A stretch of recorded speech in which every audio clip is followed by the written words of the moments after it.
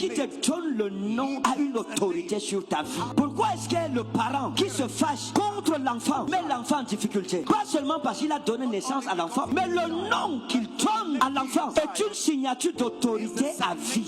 Lorsqu'une femme devient rivale de son mari, elle ne voit plus en son mari son chef. Écoutez mes amis, il n'y a aucun homme sur cette terre qui peut être heureux avec une femme qui le rivalise. Une femme qui ne le voit pas comme un chef, mais comme un rival. C'est un piège. Il va commencer à maigrir, sera malheureux, misérable, et ça va apporter la destruction dans son foyer. Une femme qui commence à mépriser son mari ne méprise pas seulement son mari, mais Jésus. Ça vous ne le saviez pas peut-être, vous devez le savoir aujourd'hui. Tu méprises ton mari, tu méprises son chef, et tu méprises le chef de son chef, tu te mets dans une situation délicate. Si tu penses que tu ne peux pas être soumise à l'autorité d'un homme, ne te marie pas. Reste indépendante, sois fantôme de ton côté seul là-bas. Mène ta vie fantomique et fantasmagorique, cadavérique, mortuaire là-bas, morbide, seule.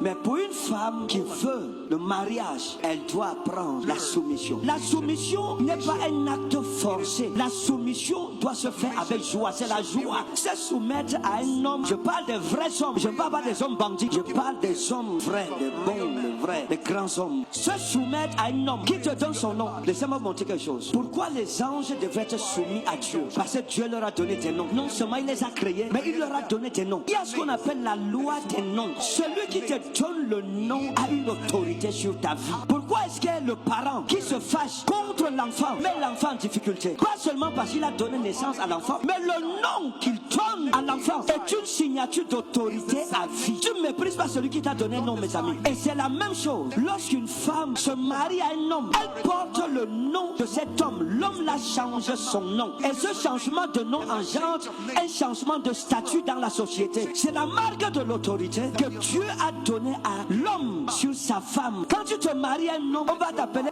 Madame Moukoko. Et jamais le contraire. Ton prénom de jeune femme, c'est quoi, ma fille? Eugénie. Oui, Eugénie. Voilà son mari. On t'appelle Madame qui? Et toi, on t'appelle Monsieur qui? Monsieur Moukoko. Est-ce qu'on va t'appeler un jour Monsieur Eugénie? Jamais, papa. Pourquoi jamais? Parce que ce n'est pas fait pour être ainsi. La marque de ton nom qu'elle porte est la signature de ton autorité sur elle jusqu'à sa mort. Elle te doit respect, elle te doit amour, elle te doit soumission. Une femme qui se rebelle contre son mari, le nom de ton mari que tu portes est un jugement sur ta tête. Faut être heureux d'avoir un homme. Une femme qui insulte son mari est une femme insensée. Elle met une mauvaise sémence sur ses enfants. Une femme qui manque de respect à son mari, qu'elle ne pense pas qu'après va se mettre à genoux et avoir l'amitié de Jésus, le chef de son mari, ce n'est pas possible. Tu veux le cœur de Jésus, console le cœur de ton mari. Ce qui apporte le désordre, c'est lorsqu'il y a des gens qui ne veulent plus respecter l'ordre. Lorsqu'un homme ou une femme se met déjà au-dessus de la loi, elle pêche. Et la Bible dit que le péché, c'est la transgression de la loi. Et une personne qui ne respecte plus la loi va tomber tôt ou tard. Un homme, un enfant de Dieu qui est soumis à Christ, sa vie est tranquille. C'est pas ça? Et une femme qui est soumise à son mari, son foyer sera tranquille. Ton mari n'est pas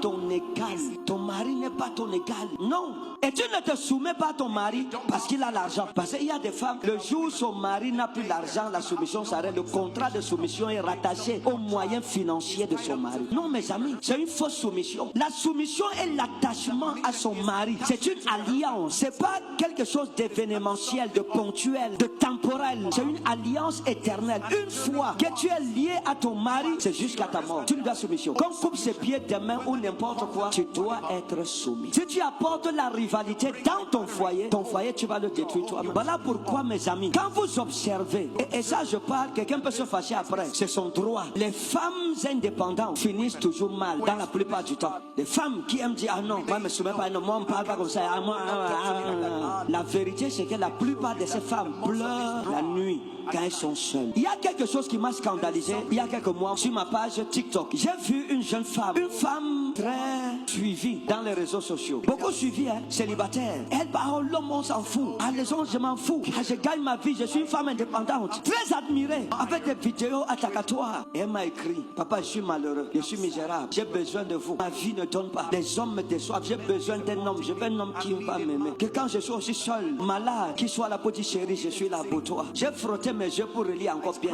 Je suis retourné dans le profil. J'ai encore bien vérifié le nom. Je me suis rendu compte que c'était la personne. Moi, mon problème problème n'était pas le problème de la personne, mais mon problème était le problème dans lequel la personne a mis d'autres filles qui ont cru en elle, qui ont cru aux réseaux sociaux, qui se sont dit voici un modèle pour nous. Nous aussi on est des femmes indépendantes, mais sans savoir qu'en secret elle cherche le secours des prophètes, elle cherche son mari. Les réseaux sociaux ce n'est pas la vie réelle. Il y a les gens, vous les voyez ces films, les couples et tout ça.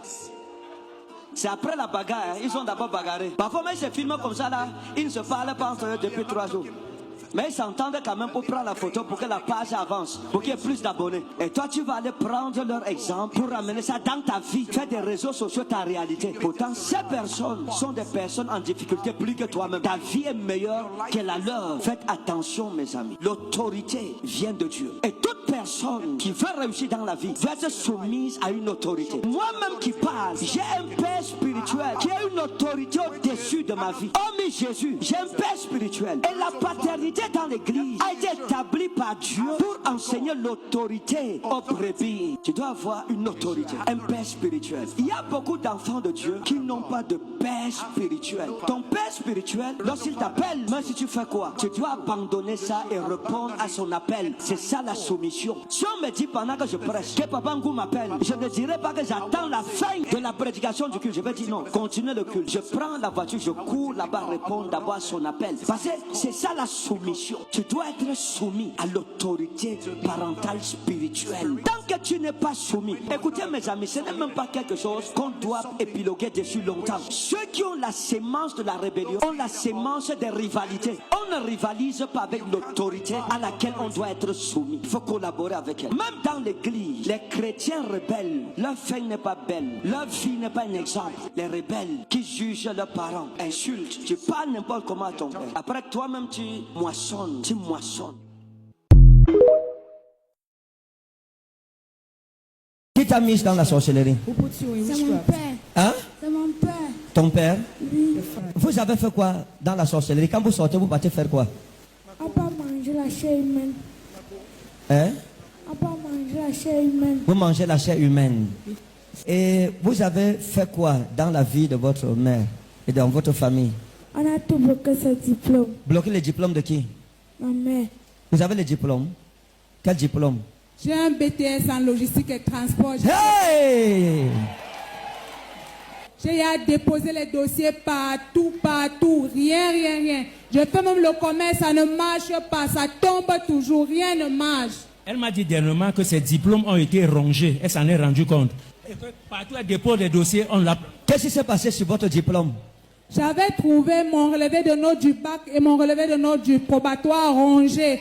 Vous avez bloqué son dossier comment? Ses diplômes comment? Ils m'ont demandé, on fait quoi à ta mère? Je dis que je ne sais pas. Maintenant, comme ils ont vu que je ne les ai pas répondu bien comme ils voulaient, ils se sont transformés en plusieurs animaux. Ils sont partis ranger les diplômes d'où c'était. Quand eux ils ont rongé, toi tu n'étais pas parmi les rongeurs? Ils étaient parmi.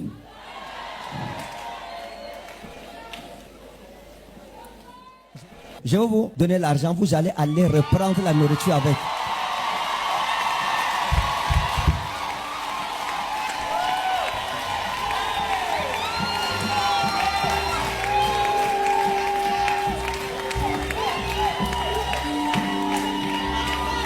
Tenez ça, ça c'est 150 000. Il faut aller reprendre le commerce. Tenez. Je n'ai jamais touché une telle somme d'argent. Je n'ai jamais touché une telle somme d'argent qui m'appartienne. Seigneur, merci Seigneur. Oui, elle, son problème c'est quoi? Sa première fille également a confessé la sorcellerie. Oui. Et que c'est son père qui l'a mise dans la... D'accord, nous vous écoutons. Ça fait plusieurs mois que je lutte contre cette histoire de sorcellerie. Première confesse la sorcellerie. Elle dit que c'est son père qui vient souvent la prendre. Ma petite fille de 3 ans, à l'hôpital, on a dit qu'elle a l'épilepsie. On est parti à la fondation Chantal Bia. On a fait les examens et puis on a donné les médicaments. On donne les médicaments, c'est comme si on versait seulement par terre. Je partais à la bire et le papa a prié pour l'enfant. Grâce à Dieu, elle est debout parce qu'un temps, elle ne parlait plus, wow. Elle ne marchait plus. J'avais même fait le témoignage sur l'huile de faveur. Wow. Maintenant, ma fille, chaque fois, elle continue à sortir. Elle dit que son papa a mis sa petite soeur dans une bouteille et que quand il secoue là-bas, c'est là où elle fait les crises. Et que on lui a... Est-ce que vous suivez ça? Do you follow this? Elle dit que son père, l'enfant dit que The child said, sa petite soeur est mise dans une bouteille. Junior, Comment un enfant peut avoir une sagesse pour dire des choses comme ça? Et chaque fois qu'il secoue la bouteille, and this time he shakes l'enfant a the l'épilepsie. child. Donc dans le monde spirituel, quand il secoue la bouteille, dans le monde physique, l'enfant fait les crises d'épilepsie. Ouais. C'est pour ça qu'on dit que beaucoup de cas de maladie là, c'est dû à la sorcellerie. Sickness is- Qui t'a mis dans la sorcellerie? Who puts you in C'est mon witchcraft? père. Hein? C'est mon père. Ton père? Your father. Et t'a mis comment? How did he put you? Ça s'est passé comment pour qu'il te mette dans la sorcellerie? How did it happen? Un temps, il ne voulait pas que ma mère travaille. Après, donc, il m'avait dit que ta mère va travailler. Et puis, il avait dit qu'il ne sait pas. Et moi, je ne savais pas comment il m'avait mis dans la sorcellerie. Un jour, je l'avais dit que je vois 3 gens aux toilettes. Et après, je me suis assis avec lui. Il avait dit, papa, je vois 3 gens aux toilettes. Dès que je pars aux toilettes là-bas au village. Et après, un jour, je m'étais assis avec lui. Il m'avait dit que si je comprends que tu as dit maintenant que c'est moi qui est parmi les 3 gens, je vais tout gâter dans ta vie. Maintenant, non, je n'avais rien dans mes mains. Vous suivez ce qu'elle dit? Elle dit que son père l'a mise dans la sorcellerie. Elle l'a envoyé en mission contre sa mère. Elle lui a dit que si tu tentes d'appeler mon nom là-bas devant, toi-même je vais détruire ta vie. Et vous avez fait quoi dans la sorcellerie? Quand vous sortez, vous partez faire quoi? On peut manger la chair humaine. Hein? On peut manger la chair humaine. Vous mangez la chair humaine. Ok. Vous faites comment pour manger la chair humaine? Vous faites comment? Vous mangez vivant ou vous mangez mort? On mange vivant. Et ça se passe comment? Vous faites comment pour entrer dans les maisons des gens déjà?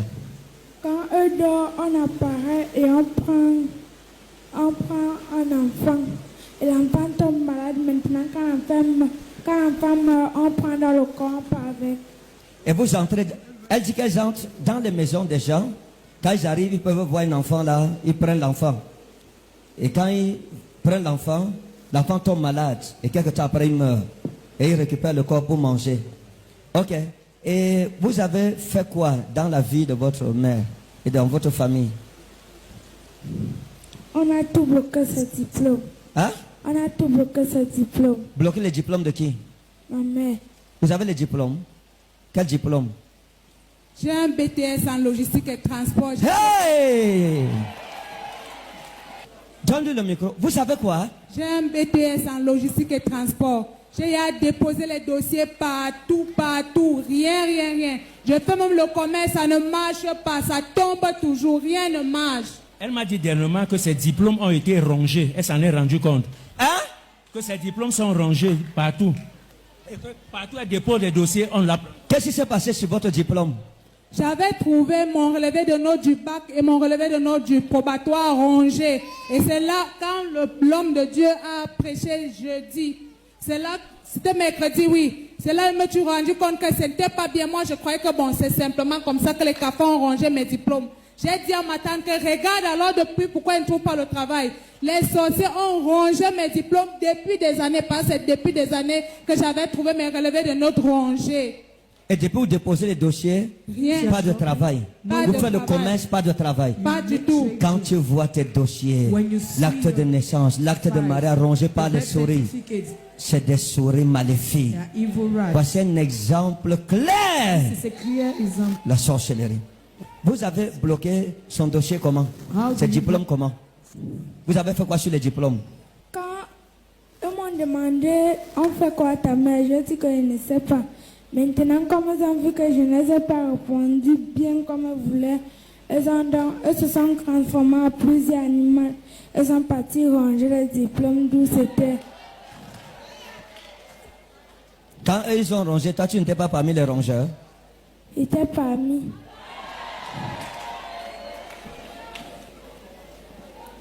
Je comprends pourquoi chaque fois que Jésus délivrait quelqu'un, il disait toujours, esprit d'infirmité, sors de ce corps. Vous avez encore fait quoi? Et après, comme ils ont vu que le travail de ma mère ne marche pas, ils m'avaient donc demandé de tuer ma mère plusieurs fois. Mais j'avais refusé, j'avais dit qu'elle ne peut jamais tuer ma mère. Et après, j'avais livré la deuxième nez. Tu avais?